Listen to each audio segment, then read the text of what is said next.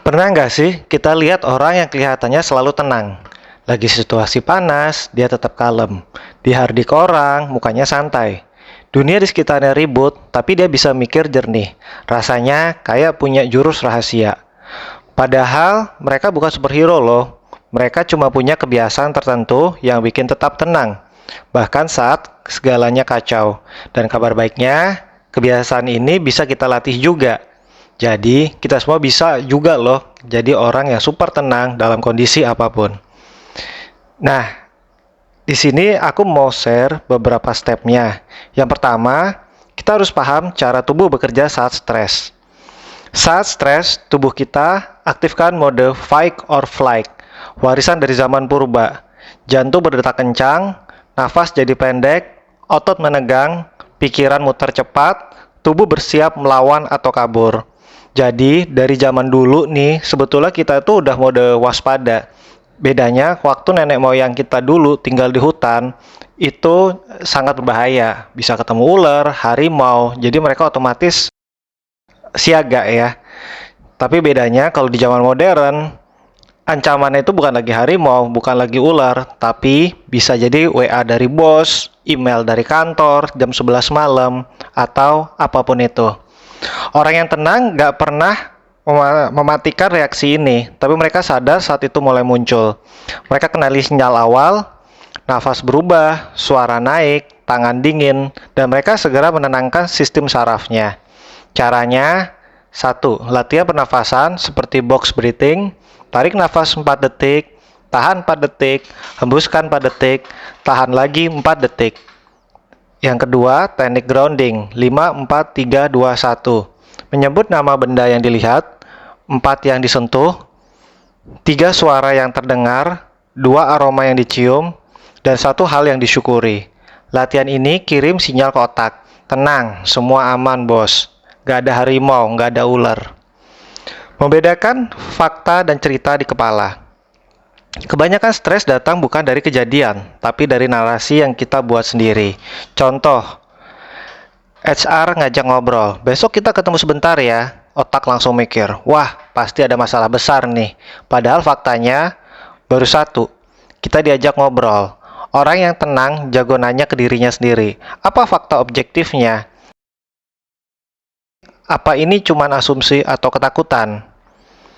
Dengan membedakan fakta dan opini, kita jadi nggak gampang ditarik drama yang belum tentu terjadi. Pikiran lebih jernih, emosi nggak meledak tanpa sebab. 3. Memberi jeda sebelum bertindak. Banyak dari kita hidup dengan mode auto-reply. Ditegur dikit, langsung emosi. Dapat nada keras, langsung balas.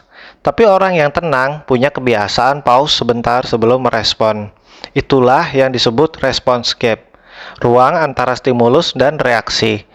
Disitulah kebebasan kita tinggal. Mereka juga biasa ngasih nama ke emosinya. Bukan sekedar marah, tapi lebih spesifik. Aku merasa nggak dihargai, atau aku takut gagal. Ketika kita paham apa yang sebenarnya kita rasakan, kita bisa memilih tindakan yang lebih tepat. Fokus ke hal yang bisa dikendalikan. Ini yang keempat ya. Kita nggak bisa kontrol semua hal. Entah itu cuaca, opini orang, masa lalu, tapi kita bisa kontrol cara kita merespons. Contohnya, kita nggak bisa bikin rekan kerja lebih ramah, tapi kita tetap bisa memilih untuk tetap profesional. Kita juga bisa ketemu orang yang nyebelin. Pilihannya, kita ikut ngedumel atau nggak ambil pusing. Orang yang tenang nggak buang energi buat hal yang di luar kuasa mereka. Mereka fokus ke hal konkret dan actionable. Atau apapun itu yang bisa kita lakukan sekarang dengan merespon positif dari hal-hal yang negatif. Yang kelima, menjaga rutinitas harian. Orang tenang biasa punya ritme harian yang konsisten. Bukan berarti hidupnya monoton loh, tapi mereka punya pola. Bangun pagi, journaling, olahraga ringan, tidur cukup. Rutinitas adalah anchor, jangkar yang bikin kita tetap stabil meskipun keadaan sekitar berantakan. Nggak harus sempurna atau produktif terus.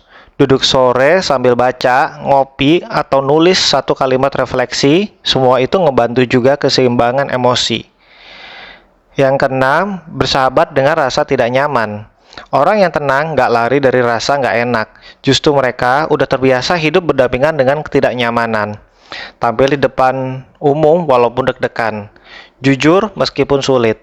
Ngakui salah meskipun gengsi. Duduk sendiri tanpa hiburan. Mereka tahu rasa nggak nyaman itu sinyal pertumbuhan. Dan mereka melatih diri lewati hal-hal kecil. Nggak langsung lompat ke hal besar. Tapi mulai dari latihan kecil dulu. Nah, itu tadi ada 6 trik supaya kamu bisa tetap tenang di segala situasi. Sebagai penutup, tenang itu bukan bakat, tapi skill yang bisa kita latih mulai dari hal kecil setiap harinya.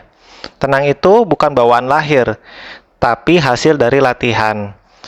Sebagai resume, tadi yang pertama, latihan nafas, refleksi diri, menyaring pikiran, fokus ke yang bisa kita kontrol, konsisten dalam rutinitas, dan hidup berdasarkan nilai. Semua itu bisa kita bangun pelan-pelan tentunya. Dari hal kecil, kita nggak perlu tunggu hidup tenang buat mulai.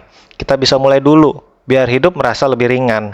Karena pada akhirnya, orang yang paling kuat bukan orang yang paling kencang suaranya, tapi yang tetap bisa memilih tindakannya meski hatinya sedang ramai.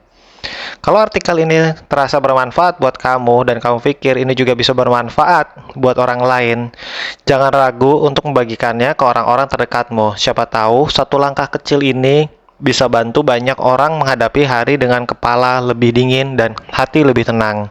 Terima kasih.